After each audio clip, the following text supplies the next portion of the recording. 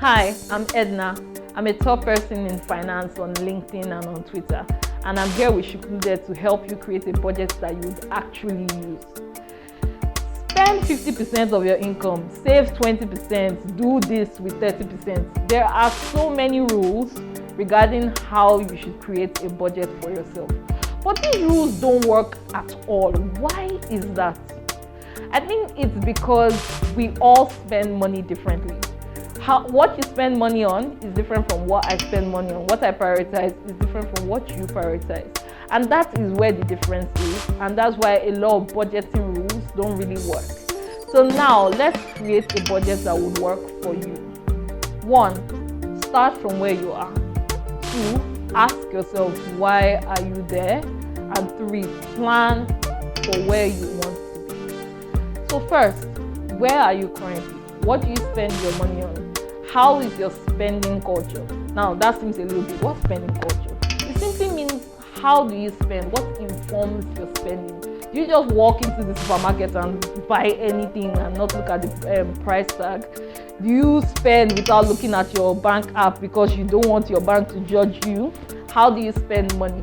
Or do you keep all your money, you're just saving your money for something, you're a miser, you're pinching your coins and you don't want to spend money? What is your spending culture?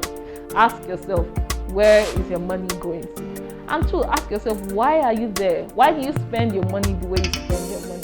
Now this seems like a very somehow question, but something lies behind it.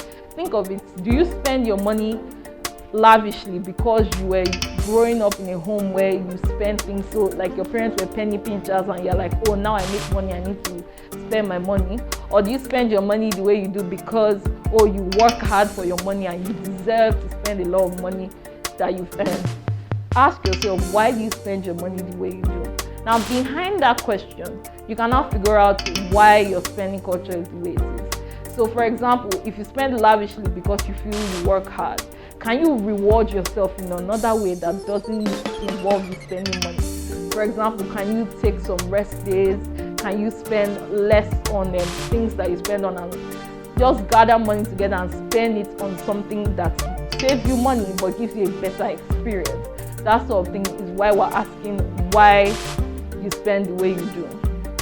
Here are 6 steps that will help you plan to get to where you want to be with your budget. The first thing you need to do is to write down what you spend your money on. Now you don't actually have to get a pen and paper and write. You can use an Excel sheet, whatever helps you make this note. What did you spend your money on last month?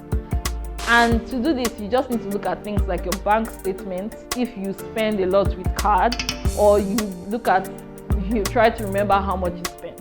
But you don't have to do this if last month doesn't really represent how you spend normally.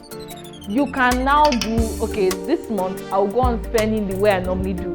I'll go to all the restaurants, I'll go to all the parties, I'll do whatever I normally do. And then you track what you spend. So now what you do is, whatever you spend in a day, you could get a note and then just write it down. So you could do this at the end of the work day, before you go to bed, in the morning, whatever helps you do this. Just write down what you spend in a day. You're not doing anything new, just note where your money is going. And try to do it like maybe every day you have a separate page. And don't look at it till the end of the month. Because when you look at it, it can inform the way you spend the next day. Just go on spending as you would, but take notes of where you're spending your money on. 2, at the end of the month, when you've done this list, classify what you spent your money on into wants and needs. So what are wants and needs? Needs are simply things that you must spend money on. If you don't spend money on these things, you will not live. So things like your rent, you need a place to live, or your house, your mortgage, whatever, things that are related to your home. 2, you need to think of things like transportation, going from your home to your work, or going to things that you have to be at, right? So transportation, food, very key, where you spend, how much money you spend on food, whether you're going to restaurants and all of that. And then you think of all the things that are needs for you. Now, needs are different from person to person. Remember the definition. It has to be something that you need to live. So think of it, what do you need to live? What do I need to live? That classifies as a need. Now, a want is something that you would like to have to live. for something that gives you joy, something that excites you. Say going to the movies or going to parties, going to the club, going to different places. Just things that you want, not something that you need. Now, this is where it gets a bit tricky, right? So a need for one person can be different to another person. For example, people that work in the luxury business or people that sell a lot of things, you need to go out to restaurants or things like that to meet with your clients. Now that classifies as a need because it's needed for your business. Now for someone else that you're not a salesperson really, you just go to restaurants to enjoy yourself and to give yourself a good time, that's a want. So really just look at the definition. Don't ignore my examples. Look at the definition. What is a need to you? What do you need to be able to live? And what is a want to you? What do you want to have enjoyment? Something that you would like to have. So now when you've classified things into needs and wants, you move to the third step. The third step is, can you cut back on some of your wants if this means that you're spending a lot of money? So let's say you make 100k a month and you're spending 95 or 99, or you're spending everything and you're even borrowing to cover the shortfall. Can you cut back on your wants? Can you spend less on your wants? Let's say you go to the cinema once every week, you go there 4 times a month. Can you reduce that to twice a month since it's a want? Can you reduce your wants in some form? And then when you are done with reducing your wants, then you move to your needs. Are there ways that you could minimize the amount of money you spend?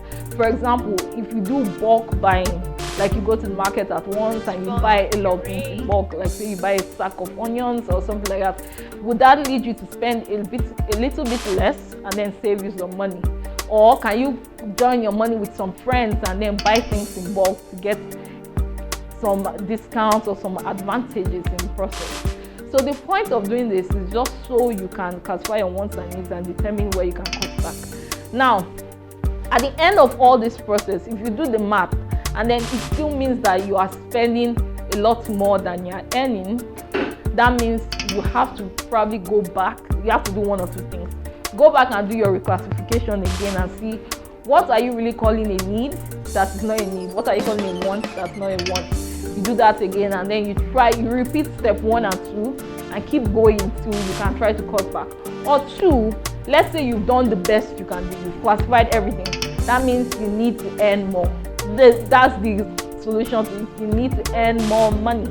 And then we'll have a conversation about this in other videos about how you can create passive income for yourself. That's other forms of income that just come in without you putting active effort into it. So step 4. Now that you've calculated how much you need to spend in a month, which is a combination of your needs and your wants, then look at what's left over from your income. So you say, let's say you earn 100k a month, and based on your calculation, you spend a total of 80k. Are you happy with what you have left? Do you think that you need to have more money left over to invest, to save, to do all of that good stuff?